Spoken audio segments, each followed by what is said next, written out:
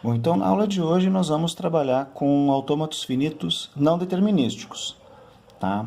Vamos verificar as diferenças em relação aos autômatos finitos determinísticos.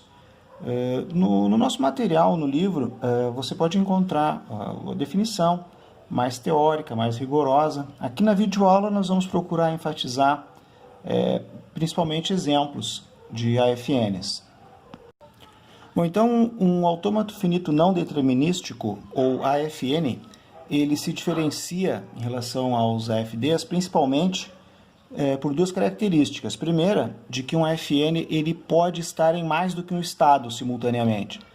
E segundo, que a gente vai verificar nos exemplos, é a possibilidade de transições com epsilon, que significa uma transição sem a necessidade de consumir um símbolo de entrada.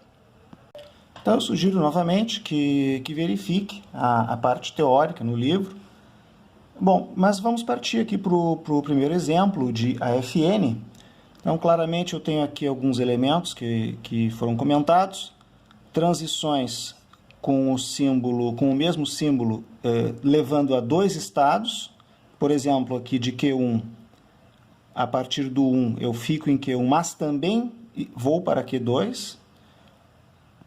Eu tenho aqui também uma transição com epsilon, partindo de Q2 para Q3, e também uma transição com zero. Essa transição com epsilon significa que eu não preciso necessariamente consumir um símbolo para sair de Q2 e partir para Q3. Enfim, então esse é um exemplo pequeno de AFN que a gente vai utilizar durante a aula. Então aqui no exemplo nós vamos verificar o que acontece quando esse AFN recebe alguns símbolos, ou seja, processa alguns símbolos. Bom, o estado inicial está aqui identificado, é Q1. Então, antes de receber qualquer símbolo, eu já tenho esse estado como estado corrente. Então, suponha que este AFN recebe um símbolo para processar. Este símbolo é o 0. Então, símbolo 0, estando em Q1, eu tenho essa transição aqui para o 0 e me mantém no estado Q1. Então, estou preparado para processar o próximo símbolo. Suponha, então, que o próximo símbolo seja o símbolo 1. Então, eu recebo 1, estou em Q1. Qual o tratamento que eu devo dar? Então, tenho algumas situações. Primeiro, vamos verificar essa transição. Então, eu partiria de Q1 e modificaria o meu estado corrente para Q2.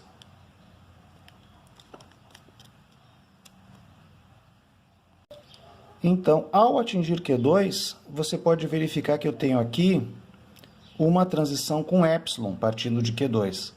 Então, tem que tomar muito cuidado. Essa transição com epsilon significa que eu não preciso consumir nenhum símbolo de entrada para realizar essa transição. Então, eu vou imediatamente também para Q3, estando em Q3 e também em Q2 nesse momento. Além disso, não podemos esquecer que estávamos em Q1, e consideramos já essa transição aqui, motivada pelo símbolo 1, mas também temos uma outra transição, um laço também motivado pelo símbolo 1. Ou seja, saindo de Q1, também devemos permanecer em Q1. Então, dessa forma, eu passo a estar em Q1, Q2 e também em Q3 nesse momento do processamento. Então, como vai funcionar? Nesse momento eu estou em 3 estados e o próximo símbolo que entrar, ele será processado de acordo com o comportamento modelado para cada um dos 3 estados. Então, suponha que o próximo símbolo seja um 0. Então, como o 0 vai ser recebido por Q1, como vai ser recebido por Q2 e como esse 0 vai ser recebido e tratado por Q3. Bom, Q1, ao receber esse 0, ele responde com a manutenção do estado Q1. Q2, ao receber esse zero, claramente consome o símbolo, né, e faz a transição para Q3. E Q3, ao receber o zero, não tem tratamento para o zero, ou seja, este ramo de computação aqui, este se encerra. Então, o resultado aqui representado é esse. Eu passo a estar em Q1 e Q3 apenas, não mais em Q2. Notem aqui que o ramo de computação que estava em Q3 se encerrou, mas o ramo de computação que estava em Q2 passa a Q3. E o ramo que estava em Q1 mantém-se no mesmo estado Q1. Bom, então, admitindo que o próximo símbolo seja o símbolo 1, então como esse símbolo vai ser tratado por cada um destes dois estados, tá? Bom, fica como exercício vocês verificarem aqui qual vai ser a resposta e eu peço então que vocês confiram se a resposta bate com essa aqui que eu cheguei.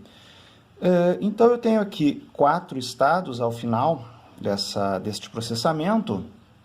Destes 4 estados nos quais eu me encontro, um deles é um estado de aceitação.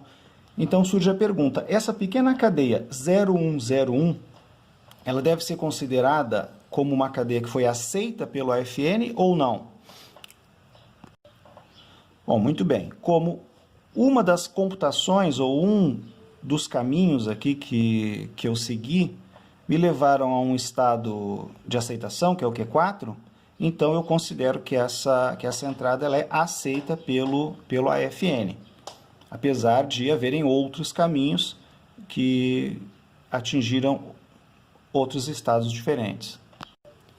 Bom, vale a pena testar esse mesmo autômato com outras entradas e entender o tipo de processamento que ele está fazendo e o tipo de palavra que ele está aceitando afinal. Bom, e na sequência dessa aula, nós teremos então um estudo sobre a equivalência entre autômatos finitos não determinísticos e autômatos finitos determinísticos. Bom, então até já e bons estudos.